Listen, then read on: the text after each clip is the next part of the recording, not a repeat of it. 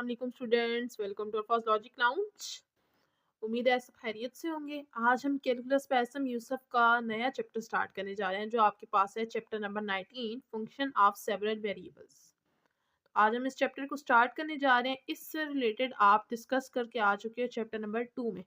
ठीक है, वहाँ पे आपने सेवरल वेरिएबल्स के लिए डिस्कस किया था कि आप वहाँ पे लिमिट कैसे फाइंड करते हो, कॉन्टिन्यूटी कैसे फाइंड करते हो और डिफरेंशिएबिलिटी कैसे फाइंड करते हो। आपने एक्सरसाइज नंबर 2.6 में ये सब कुछ देखा था कि मल्टीपल वेरिएबल्स, सेवरल का मतलब है टू और मोर वेरिएबल्स, एक से ज़्यादा वेरिएबल्स हों, तो आप उसमें फंक्शन की डिपेंडेंस एक से ज़्यादा वेरिएबल्स पर हो तो वहाँ पे आपने लिमिट निकालना सीखी थी, उसके बाद आपने कॉन्टिन्यूटी निकालना सीखी थी, उसके बाद आपने डिफरेंशिएबिलिटी सीखी थी। तो अभी हम इस चैप्टर में भी इस तरह के और क्वेश्चंस देखेंगे और कुछ न्यू टॉपिक्स भी डिस्कस करेंगे इस चैप्टर के अंदर। तो यहाँ पे हमारे पास जो फर्स्ट टॉपिक आ रहा है वो हमारे पास आ रहा है सब topic homogeneous function. Homogeneous function क्या होता है हम उसको डिस्कस करने जा रहे हैं। सबसे पहले इस चैप्टर का नाम ये सेवरल वेरिएबल्स, फंक्शन की डिपेंडेंस सेवरल वेरिएबल्स पर है। तो यहाँ पे ये जो होमोजीनियस फंक्शन है इसकी डिपेंडेंस भी एक से ज़्यादा वेरिएबल्स पर होगी, यानी एक्स फॉर एग्जांपल एक फंक्शन है उसकी डिपेंडेंस एक्स वाई जी 3 वेरिएबल्स पर है, तो ये सेवरल वेरिएबल्स पर इसकी डिपेंडेंस आ रही है। तो हम चेक करेंगे कि क्या ये फंक्शन होमोजीनियस है या नहीं है। तो होमोजीनियस फंक्शन क्या होता है कि जो फंक्शंस की डिपेंडेंस जिन भी वेरिएबल्स पर आ रही है अगर आप उनको रिप्लेस कर दो किसी और नंबर से, यानी एक्स को आप रिप्लेस कर दो टी एक्स से, वाई को कर दो टी वाई से, जी को कर दो टी जी से, इस तरह से आप उनको रिप्लेस कर दो और एट द एंड आप इनको दोबारा से कॉमन लो तो आपके पास वही वाला फंक्शन जो आपके स्टार्ट पे था वो वापस आ जाए, यानी उसके अंदर कोई चेंज ना आए, तो आप कहोगे कि वो फंक्शन होमोजीनियस फंक्शन है। तो यहाँ पे इसकी डेफिनेशन लिखी हुई है, एक फंक्शन है, ये मैंने फंक्शन लिए एक्स वाई जी आगे डॉट डॉट लगा दी कि हमें नहीं पता कितनी डिपेंडेंस कितने वेरिएबल्स पर है, मैंने यहाँ पे लिख दी एनी नंबर ऑफ वेरिएबल्स, हमें नहीं पता। Is said to be homogeneous function, उसको हम होमोजीनियस फंक्शन कहेंगे of degree n in more variables. N का मतलब मैं आपको अभी बताती हूँ कि वो फंक्शन होमोजीनियस कब होगा, अगर हम मल्टीप्लिकेशन करेंगे वेरिएबल्स की बाय एनी नंबर, जितने भी वेरिएबल्स हैं उनको किसी भी नंबर से मल्टीप्लाई करेंगे जिनको हम मैं टी कह रही हूँ, और वो नंबर जीरो के अलावा कोई भी नंबर होना चाहिए, जीरो ना हो सिर्फ, ठीक है। उसके रिजल्ट में multiplication of function t n आपको टी एन मिलता है। अब टी एन का क्या मतलब है कि ये आपके पास फंक्शन है, एफ के अंदर आपने यहाँ पे रिप्लेस करिए एक्स वाई जी को t x t y t z से रिप्लेस करिए।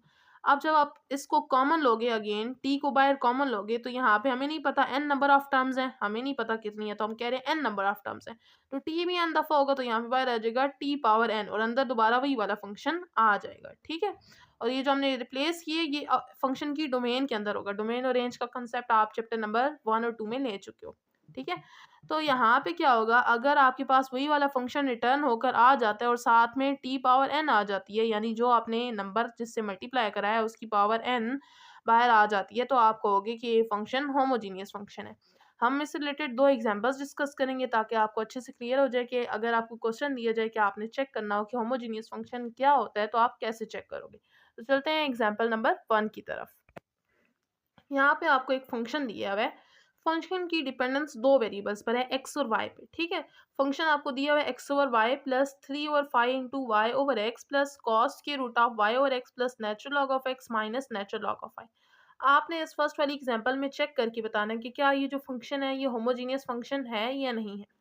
तो होमोजीनियस फंक्शन के लिए हमने क्या पढ़ा है अभी कि हम जितने भी वेरिएबल्स हैं उनको किसी भी नंबर से प्लेस करेंगे, यानी एक्स वाई को मैंने प्लेस करी है टी एक्स टी वाई से, ठीक है। तो यहाँ पर भी जहाँ पर भी फंक्शन के अंदर एक्स वाई आ रहा है वहाँ पे हम टी एक्स टी वाई लिख देंगे। यहाँ पर एक्स और वाई आ रहा है, यहाँ पे t x over t y लिख देंगे। यहाँ पर भी एक्स वाई और एक्स था तो टी वाई टी एक्स, यहाँ पर भी वाई और एक्स था तो t y t x, plus यहाँ पे नेचुरल लॉग ऑफ एक्स था तो अब एक्स की जगह टी एक्स आ जाएगा, माइनस यहाँ पे नेचुरल लॉग ऑफ वाई था तो वाई की जगह टी वाई आ जाएगा।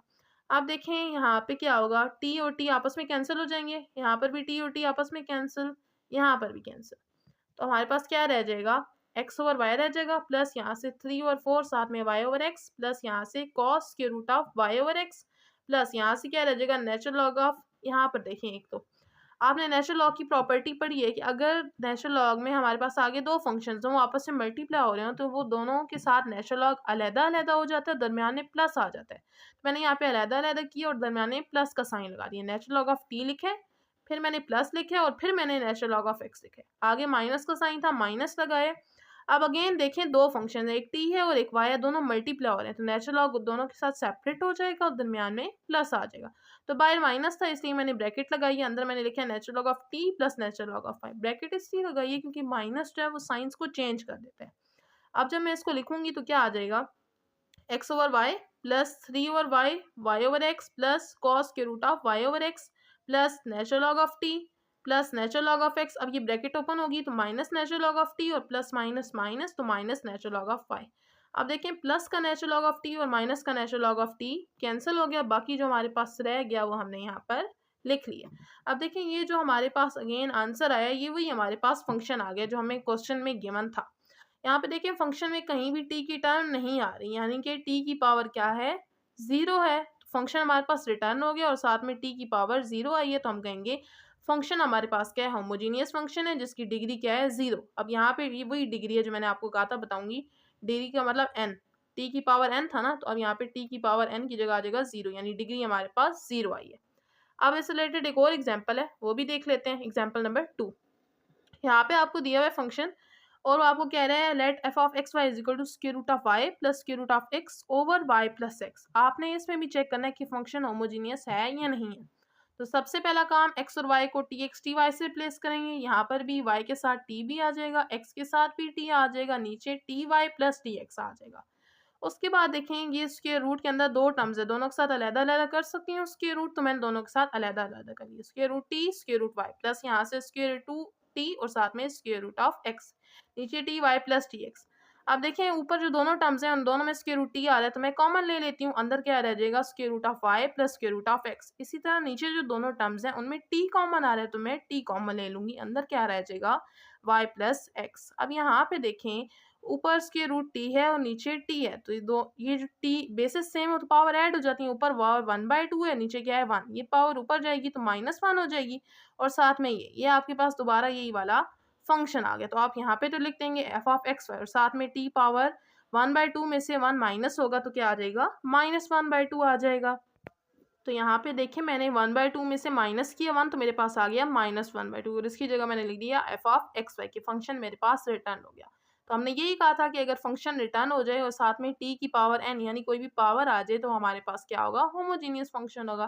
तो हम यहाँ पे लिख रहे हैं thus f of x y क्या है हमारे पास, होमोजीनियस फंक्शन है जिसकी डिग्री क्या आई है हमारे पास -1/2। तो ये था आज का लेक्चर, उम्मीद है आपको पसंद आया होगा और नेक्स्ट लेक्चर में हम आयलर थ्योरम डिस्कस करेंगे और फिर हम एक्सरसाइज नंबर 9.1 की तरफ जाएंगे। इंशाल्लाह आपको पसंद आएगा, वीडियो को लाजमी लाइक कीजिएगा, चैनल पे न्यू है तो लाजमी सब्सक्राइब करें। मिलते हैं नेक्स्ट लेक्चर में, तब तक के लिए अल्लाह हाफिज़।